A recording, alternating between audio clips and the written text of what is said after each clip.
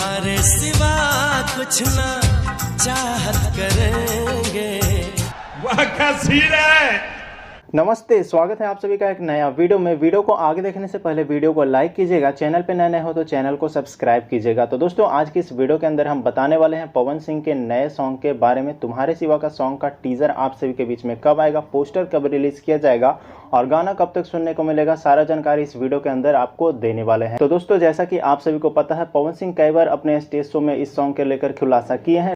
T series company से होली बीतते ही हमारा एक गाना आने वाला है, लेकिन दोस्तों अभी तक कोई भी टी सीरीज कंपनी की तरफ से ऑफिशियली अपडेट नहीं आया है। तो आखिरकार लेट होने का कारण क्या है, तो मैं आपको सारा कुछ इस वीडियो के अंदर बताने वाला हूं। तो देखो, पवन सिंह का आज से 4 दिन बाद एक आईफा अवार्ड होने वाला है भोजपुरी इंडस्ट्री में।